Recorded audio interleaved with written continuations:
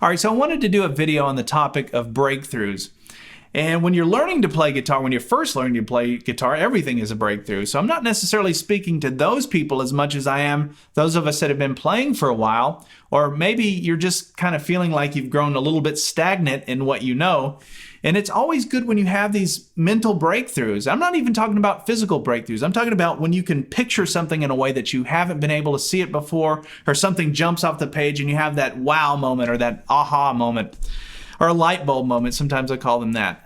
That's what I'm talking about. And so I'm going to share 3 breakthroughs that I've experienced. These are not big courses and material. These are just little bite-sized chunks of information, so it's going to be easy to follow and learn.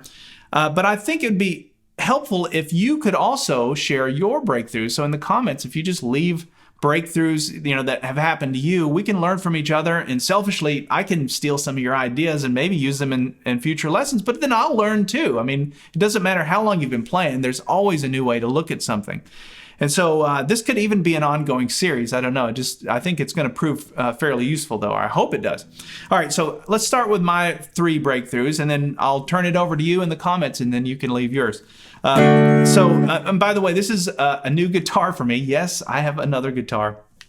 I'm going to talk about this one more in detail on Friday's lesson. So I'll save it for that. So I'm not going to talk about it here. But anyway, these breakthroughs. So the first one, this is one that happened to me. I've been playing for 20-something years, and all of a sudden I just pictured this in a way that was like, why had I not thought of it that way? So if we look at the A shape out of Caged, now I'm playing a D chord here, but I'm using that A shape. So there's your A chord, right? Move it up here and play it. Where my pinky is, that's barring there. Some of you, actually most of you, probably use your ring finger for that.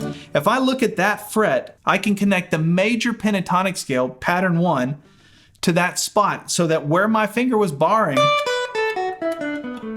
you can see that it butts right up against major pentatonic scale, pattern 1.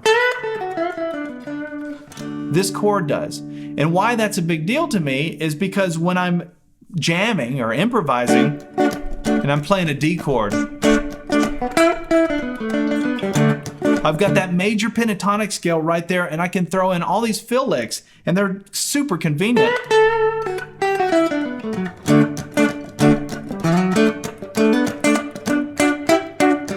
And it just gives me all these places to go, and it's all in the same neighborhood. I'm not having to think about it too hard. I don't know why that had never occurred to me. I always disconnected the pentatonics, from chords. They were just separate entities. It wasn't until much later in my playing journey that I started connecting them and realized, wait, they're all connected here. So anyway, that's one, is connecting from that A chord shape, your major pentatonic scale, pattern 1. You can get a lot of mileage out of just that one. All right, let's move on to the second one. So the second one is similar to that.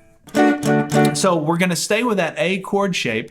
And so this will be, the reason I'm doing this is now you're going to have 2 ideas to play off of this chord shape. But you can play the Mixolydian mode or Mixolydian scale in this really easy position here. Let me show you how to play it. So it's, if we're playing it off of a D, you're going to go 8, 7, 5. Those are the fret numbers on the first string. You're going to do the same fret numbers on the second string. So 8, 7, 5, 8, 7, 5. And then you're going to come down to the third string and play 7, 5, 4. And do that same thing on the fourth string. 7, 5, 4. Now I've got all of that connected to this chord shape. You can see how this chord lives in the middle of that. Now, that seems kind of random maybe, but I've found so much use out of that one concept. It's a very simple concept. And sometimes when you're trying to learn how to play Mixolydian scale, or you don't even know what that is, trying to get into modal playing, you're trying to do the whole thing. You're trying to learn all of the different positions all over the neck, and you don't even know what to do with it. It's too much information. It's drinking out of a fire hose. This is different. This is just a little nugget of information. You can swallow this. So if you think about what we've got here now, off of this chord shape, you've got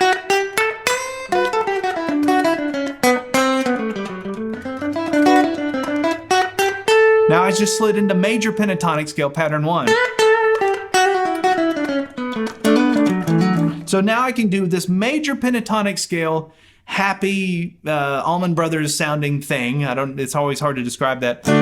And mix that with a little bluesier feel from the Mixolydian mode, which to me has more of a Jerry Garcia kind of thing. He always gets lumped in. We lump our artists in with these scales, you know, like Santana is Dorian, and you know, and I'm just as guilty as anyway, just because it's an easy way to describe it. But since you've got these two different scales in this one place connected to this one chord shape, you've got two different vibes you can pull from. And that's what I love about it. So you got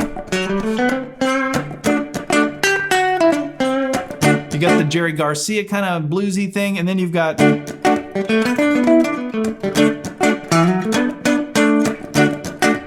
you don't have to do it fast. You can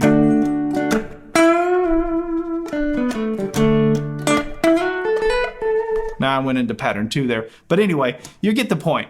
So you've got a lot to play with in one little area. And so obviously I was playing all of that over a D chord. Now in a normal song there would be more than one chord. So when we go to the 4 chord, if I were to come up here, now I know this isn't the most practical way, but it's a good way to get it going. So I'm playing a G chord, which is your 4 chord up here. Same shape, so the same, there you got your Mixolydian thing, and then you've got your major pentatonics thing right there.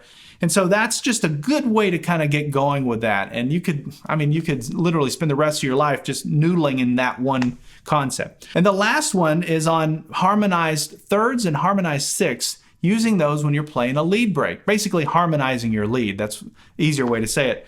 When I would hear somebody do that, my mind was always twisted because I'm trying to understand, how are they doing two things at once?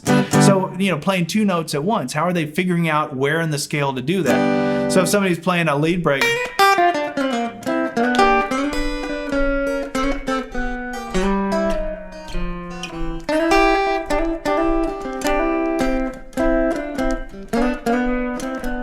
that kind of thing. You know, these little double stops and harmonized things, like it always sounded so fancy and so complicated. So when I started that, I was trying to play the scale. I was looking at, like, if I heard something like that, I was looking at the scale and trying to go, okay, so that's the major scale. Okay, I can get it on one string. Then I gotta go to the second string, and how does that fit in? And how are they doing that? Well, the truth is, it's all just chord shapes. And actually, to even simplify it, it's not even a full chord, it's really just triads. That's where they come from. Thirds and sixths come from triads. And I'm gonna do a deeper dive on this very topic on Friday. So that's gonna be lesson EP 399. So if you're seeing this out of context, you can look for that lesson. And I'm not sure what's gonna be in it yet, so I can't go into detail, but it's gonna be on this topic. And if you know your triads, so if I'm playing a G chord, I don't have to play all 6 strings. I just play these top 3. We're only going to be on the top 3 strings. That's where most of your lead stuff happens anyway. So if we look at it here, here, and here, this G chord played in those 3 main spots. Those are the main spots played on the top 3 strings. I can now play strings 1 and 3. I don't have to play all 3. That's my harmonized sixth. And I can use that when I'm playing rhythm or lead. That's what's really cool. So now,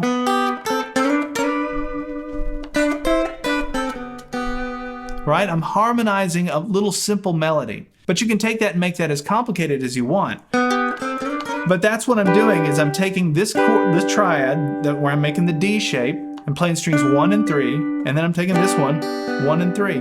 Right? And then if you were to go to the 4 chord, for example, I'm going to play out of the A shape, the shape we were just using before, playing a C chord in this position. So you could play strings 2 and 4. Right? There's your C chord. So I'm just connecting my C chord, which that's the chord you know, and then there's the C chord using the A shape. So I can go.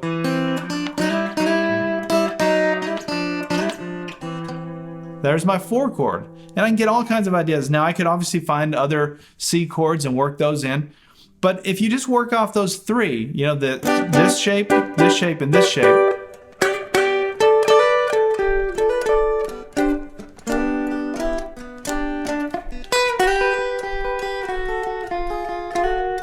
there's your 5 chord.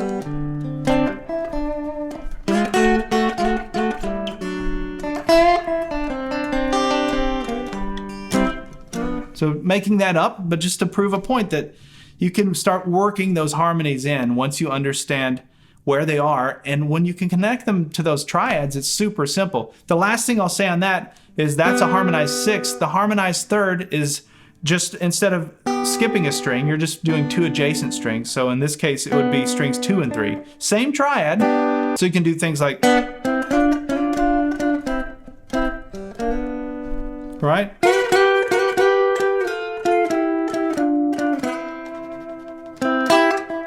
Now I went to strings 1 and 2, same chord shape. Actually, when I say same chord shape, that's the A shape, because it's the 4 chord. Back to the 1 chord, D, there's a 5 chord, just strings 2 and 3. Walk it back down to the 1 chord. So you've got strings 2 and 3, which are the adjacent strings, which give you the harmonized third, a different vibe than you get a much more wide sound when you play the harmonized sixth. But those are 3 little breakthroughs that I've had based on just some simple concepts. These are not, deep dive studies, but that's enough to get you going on some of these concepts. So leave a comment. I want to hear some of your discoveries, these breakthroughs that you've had. And let's get that comment section going and we'll learn from each other. All right, I'll see you in the next video.